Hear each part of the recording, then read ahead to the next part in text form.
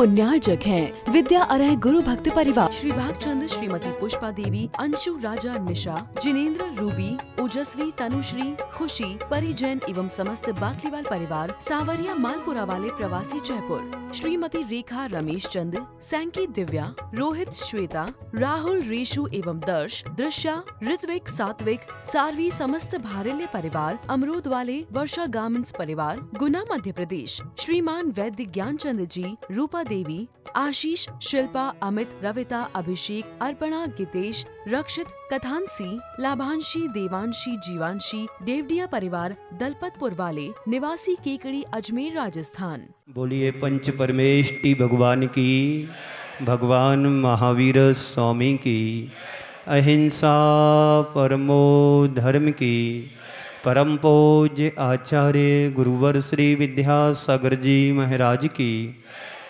परम पूज्य आचार्य श्री समय सागर जी महाराज की, परम पूज्य आर्जव सागर जी महाराज की, परम पूज्य सुंदर सागर जी महाराज की। हम सभी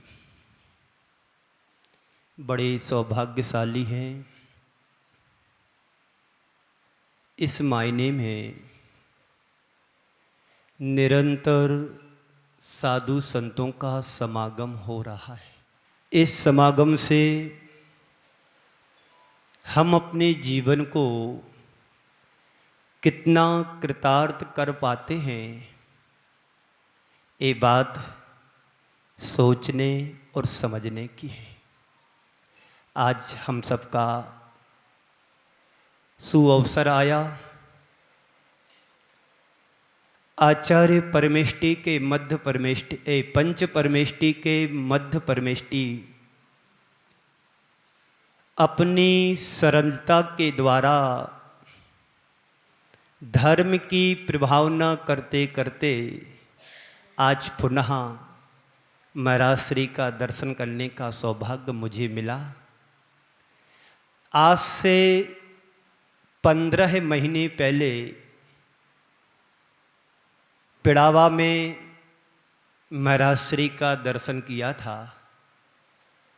7-8 जनवरी होगी लगभग, तारीख तो मुझे याद नहीं। वो भी पिड़ावा से गमन करके 10 किलोमीटर दूरी पर एक गांव है, 7-8 किलोमीटर, वहाँ पर मिले, दर्शन हुआ। महाराज श्री का नाम जैसा है वैसा उनका स्वभाव बाहर से ही नहीं अंदर से भी परिलक्षित होता है। ये महाराज श्री आप जो देख रहे हैं, ये हमारे संघ के ज्येष्ठ श्रेष्ठ महाराजों में कहलाते हैं। 1988 में, जैसे अभी तारीख 31 मार्च 1988, सिद्ध क्षेत्र सोनागिर जी में महाराज श्री को मुनिपद रत्नात्रय को धारण करने का सौभाग्य प्राप्त हुआ। आज अपनी ज्ञान और प्रताप और प्रभावना के माध्यम से जगह जगह धर्म की प्रभावना करते हुए आज आपके चित्तौड़गढ़,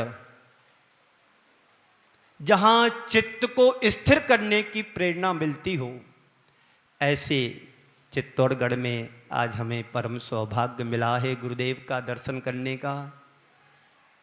आप सभी भी दर्शन कर रहे हैं। ये संत समागम बड़ा दुर्लभ होता है। आप लोग तो जगह जगह जाकर के साधु संतों का दर्शन कर लेते हैं, लेकिन जब साधु साधु से मिलता है तो कितनी दुर्लभता के साथ मिलता है। चाहे करके भी हम जाकर के उनके दर्शन नहीं कर पाते, क्योंकि दूरियां बहुत होती हैं, पैदल चल के जाना होता है। ऐसा सुयोग बड़ी मुश्किल से बनता है। बंधुओं, कल हमारी प्रवचन की श्रृंखला जो चल रही थी कि धर्म जीवन का आधार है, धर्म के बिना हमारे जीवन का उद्धार नहीं है। धर्म यदि हमारे जीवन में है तो हम अपने जीवन का कायाकल्प कर सकते हैं। धर्म जीवन का वह अंतरंग तत्व है, धर्म वह परम तत्व है जिसके माध्यम से हम अपने जीवन का रूपांतरण कर सकते हैं। रोज आप भगवान की भक्ति करते हैं, पूजन पाठ करते हैं, अभिषेक करते हैं, स्वाध्याय करते हैं, माला जाप सब करते हैं, ये अपना अलग एक रूप है। लेकिन जिसके हृदय में धर्म अंतरंग में उतर जाता है, वही वास्तव में सच्चा धर्मात्मा कहलाता है। हम धर्मी बन गए, धर्मात्मा कब बनेंगे, इस बात पर हमें विचार करने की जरूरत है। बंधुओं, धर्म वह चीज़ है जो नर से नारायण बना दे। धर्म वह चीज़ है जो कंकड़ से शंकर बना दे। धर्म वह वस्तु है जिसके माध्यम से आत्मा से परमात्मा बना जा सके। बंधुओं, आप लोग रोज पूजन में पढ़ते हैं, धर्म करत संसार सुख, धर्म करत निर्माण, धर्म पंथ साधे बिना नर त्रियंच समान। ये पढ़ लेते हो, बड़े ज्ञान से पढ़ लेते हो, पर अपने अंतरंग में झांक करके देखो कि हमारे जीवन में धर्म अभी उतरा कितना है। कल मैंने एक उदाहरण के माध्यम से आप सबको अवगत कराया था। बहुत सारे उदाहरण आपके सामने रखे थे, उनमें से आज पुनः एक उदाहरण आपके समक्ष रखना जा रहा हूँ। एक शिष्य था, गुरु चरणों में गया, गुरु चरणों में जाकर के निवेदन करता है, गुरुदेव, मैं वर्षों से धर्म ध्यान कर रहा हूँ, लेकिन मेरे जीवन में अंतरंग में धर्म उतर ही नहीं रहा है। वजह क्या है गुरुदेव? मुझे मार्गदर्शन दें, मुझे रास्ता बताएं कि जीवन में धर्म कैसे उतरता है। गुरुदेव ने अपने उस भक्त शिष्य से कहा, देखो, तुमने मदरा को तो देखा होगा, शराब को तो देखा होगा, ठीक है, शराब तुम एक लोटा भर कर के लाओ, उस शराब को बिना गुटके कुल्ला करके पूरे लोटे को खाली करना है। आप लोगों को बात थोड़ी अजीब सी लग रही होगी, कोई गुरु किसी शिष्य को शराब पीने के लिए कहेगा? गुरु तो शराब का उपदेश नहीं देते हैं, त्याग कराते हैं, मद्य मधु मांस का त्याग कराते हैं। पर ये थोड़ी बात अटपटी सी लग रही होगी। यदि किसी को समझाना है, कहते हैं यदि कोई उल्टा व्यक्ति हो तो उसे उल्टे से ही समझाया जाता है, छल को छल से ही छला जाता है।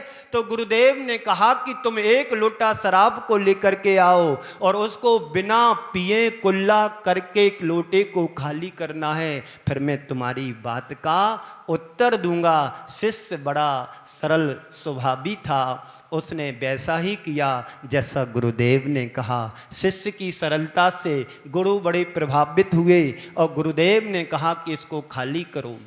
शिष्य ने लोटे को पूरा खाली कर दिया। गुरुदेव ने जब देखा कि लोटा खाली हो गया है, अब उससे पूछा, क्यों, तुम्हें शराब का नशा चढ़ा? आप लोगों ने पी कभी?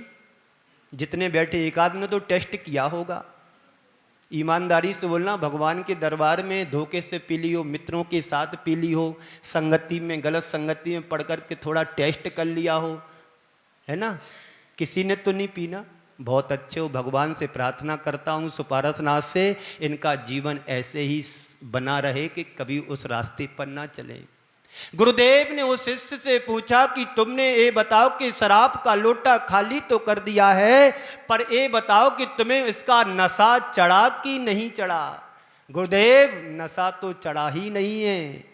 बस तुम्हारे प्रश्न का यही उत्तर है कि जिस तरह तुमने शराब से कुल्ला तो किया पर नीचे एक बूंद भी नहीं उतरी, आज तक तुम्हारे जीवन का धर्म बाहर से कुल्ले की तरह किया है तुमने। यदि तुमने अंतरंग में साथ आत्मसात किया होता तो आज तुम्हें प्रश्न करने की जरूरत नहीं होती। तुम्हारा जीवन रोम रोम धर्ममय बन गया होता।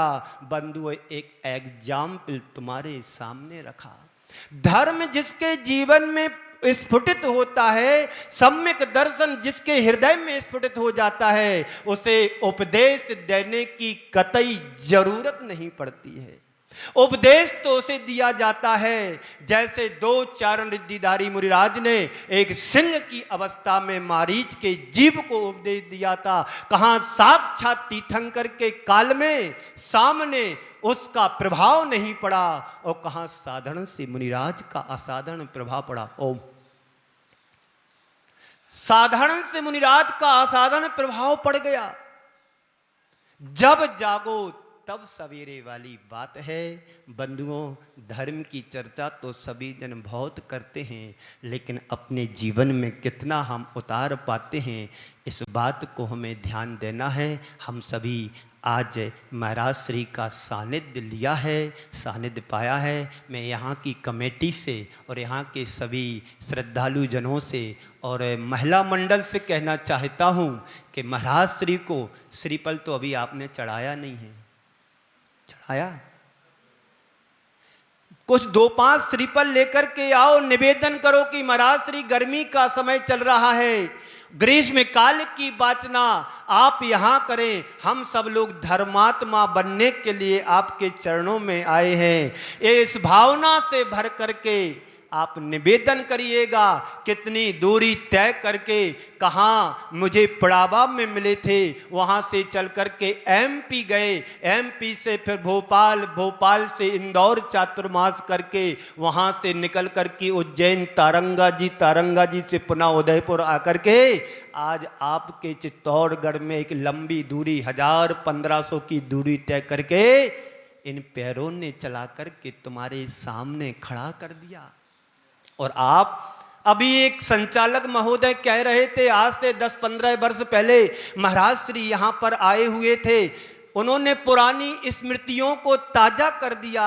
महाराज श्री से हम उनकी स्मृतियों को सुनेंगे। बस मैं अपनी बात को 5-7 मिनट में पूरी करने जा रहा हूँ, क्योंकि जीवन में जब कभी अवसर मिलते हैं हम सभी को अवसरों का लाभ उठा लेना चाहिए। गंगा चल कर के गंगोत्री से नीचे उतर कर के आपके नगर में आई है, तो अब गंगा को रोकने का काम यहाँ के श्रद्धालुओं का होना चाहिए कि महाराज श्री हम सबको बड़ा धर्मामृत दे करके पिला करके हम सबको कृतार्थ करें। तो नर से नारायण और नारायण से नारायणी क्या निरंजन भी हम बन सकते हैं। धर्म के माध्यम से ही आत्मा की मुक्ति का मार्ग प्रशस्त होता है। आज की इस पावन घड़ी में मुनि श्री को हम सभी लोग इतना वात्सल्य लुटाएं कि महाराज श्री यहाँ से निकल ना पाए। निकल तो पैसे आज से 40 वर्ष पहले घर से निकले थे, लेकिन आपके नगर से ना निकल पाए। आपकी भक्ति का दौड़ ऐसा होना चाहिए, आज ही नहीं ये भक्ति दिखना चाहिए। मैं चाहता हूँ जब तक यहाँ पर मुनि संघ और महाराज श्री विराजमान रहें, तब तक आपकी भक्ति ऐसी दिखना चाहिए कि महाराज श्री को भी लगे कि चित्तौड़गढ़ वाले पुराने वाले ही हैं, कोई नए नहीं हैं। जो आज से तुमने 15 वर्ष पहले भक्ति की होगी, आज वो भक्ति वो उनके क्षण स्मृति में आ रहे होंगे। मैं यहाँ पर आया, देखा, लोकेशन को देखा, मैंने प्रमाण सागर जी के प्रवचन को सुना था, देखा था, तो वही ट्रेन यहाँ पर निकलती थी, वही लोकेशन मुझे याद आ रही है। ग्राउंड में जो सामुदायिक भवन बना है वहाँ प्रवचन करते थे, उसी समय 9:30 बजे 10 बजे ट्रेन निकलती थी, उनकी रिकॉर्डिंग में ट्रेन आती थी। मुझे लगा कि वही स्थान है जहाँ पर प्रमाण सागर जी आए और वहीं पर उनके अनुज आर्जव सागर भी आए। प्रमाण सागर जी सिकर जी में विराजमान है और आर्जव सागर जी के पास में विराजमान हूँ। आर्जव सागर जी के पास में विराजमान हूँ। एक उदाहरण सुना करके मैं अपनी बात को विराम दूंगा, ताकि आपको लगे कि धर्म क्या है। भगवान महावीर के समय की बात है। भगवान महावीर को केवल ज्ञान हुए 66 दिन हो गए, लेकिन उनकी दिव्य ध्वनि किसी को सुनने को नहीं मिली। आपके नगर में कोई साधु संत आए और चुपचाप आकर के बैठ जाए और तुम्हें उपदेश ना दे, और आप श्रद्धा और भक्ति से भर कर के रोज समय से आए कि चलो आज महाराज का उपदेश सुनने को मिलेगा, आज भगवान महाराज की वाणी सुनने को मिलेगी, आज महाराज श्री का प्रवचन मिलेगा, और महाराज मौन सो सिर्फ मौन ही बैठे। आपको कैसा लगेगा? बुरा लगेगा कि हम 2.5-3 किलोमीटर दूर से चल कर के आते और महाराज उपदेश नहीं देते हैं, प्रवचन नहीं देते। चलो कोई बात नहीं, कल सुनने को मिले। रोज एक क्रम निरंतर जारी रहा, रोज श्रद्धा से भर कर के श्रद्धालु जन आते थे। आज नहीं तो कल भगवान की वाणी सुनने को मिलेगी, आज नहीं तो कल भगवान की वाणी सुनने को मिलेगी। लेकिन हुआ ऐसा कि रोज तो श्रद्धा से भर कर के आते थे सभा में सभी जन, ये सोच करके कि आज भगवान की वाणी खिलेगी, उनके उपदेशामृत का लाभ हम सबको मिलेगा। लेकिन भगवान की वाणी बिल्कुल भी नहीं खिली। क्यों नहीं खिली? कभी आपने सोचा? महाराज प्रवचन नहीं दे रहा, ये बात तो तुम फैलाते हो, पर कभी पूछा कि क्यों नहीं दिया है? इस बात को जानने की जरूरत है। मूल को समझोगे, मूल को पकड़ोगे तो कभी प्रश्न नहीं उठेगा। लेकिन कारण क्या था, वजह क्या थी कि उनकी वाणी सुनने को नहीं मिली? कहते हैं गणधर का अभाव था। अब गणधर हमारे बीच में आ गए हैं, अब वाणी खिलेगी, उपदेशामृत उनका मिलेगा और आप सब लाभान्वित होंगे। ये अवसर चल कर के तुम्हारे पास आया है। लोग होते हैं अवसर की, कुछ लोग होते हैं खोज करते हैं, कुछ लोग ऐसे होते हैं अवसर को खो देते हैं। तुम किस में से हो? खोने वालों में से हो कि अवसर को पाकर के लाभ लेने वालों में से हो? यदि अवसर का लाभ लेने वाले में हो तो जितने सुन रहे हैं उतने तो आना ही है, और एक एक को और लेकर के आओगे तो मैं समझूंगा कि अवसर का लाभ उठाने वालों में से हो। नहीं तो अवसर आता है, निकल जाता है, खो देते हैं, कुछ अवसर से भाग जाते हैं, कुछ अवसर को खोज करके लाते हैं, लाभ उठाते हैं। बंधुओं, तो भगवान महावीर की वाणी का अभाव इसलिए रहा क्योंकि श्रद्धालु जन आते थे, सुनने के लिए सब आते थे, ग्रहण करने के लिए कोई नहीं आता था। सब सुनने के लिए आज भी आप लोग सब यहां पर बैठे हैं। सुन करके समझो। कल मैंने 4 शब्द कहे थे, सुनो, समझो, स्वीकारो और जीवन में कुछ सुधार करो। तो सुनने के लिए सब जन आए हो, लेकिन सुनकर के क्या करना है? जीवन में कुछ समझना है। जब समझोगे तो स्वीकार भाव आएगा, और जब स्वीकार भाव आएगा जीवन सुधरेगा। आज नहीं तो कल जीवन सुधरेगा। बंधुओं, इस पंचम काल में भी आज चतुर्थ काल की चर्या करने वाले संत आपके मध्य विराजमान हैं। इस कार्यक्रम के पुण्यार्जक थे विद्या अरह गुरु भक्त परिवार, श्री भागचंद, श्रीमती पुष्पा देवी, अंशु राजा निशा, जिनेंद्र रूबी, ओजस्वी तनुश्री, खुशी, परी जैन एवं समस्त बाकलीवाल परिवार, सांवरिया मालपुरा वाले प्रवासी जयपुर, श्रीमती रेखा, रमेश चंद, सैंकी दिव्या, रोहित, श्वेता, राहुल, रेशु एवं दर्श, दृश्या, ऋत्विक, सात्विक, सारवी, समस्त भारल्य परिवार, अमरूद वाले, वर्षा गार्मेंट्स परिवार, गुना मध्य प्रदेश, श्रीमान वैद्य ज्ञानचंद जी, रूपा देवी, आशीष, शिल्पा, अमित, रविता, अभिषेक, अर्पणा, गितेश, रक्षित, कथांसी, लाभांशी, देवांशी, जीवांशी, देवडिया परिवार, दलपतपुर वाले, निवासी केकड़ी, अजमेर, राजस्थान।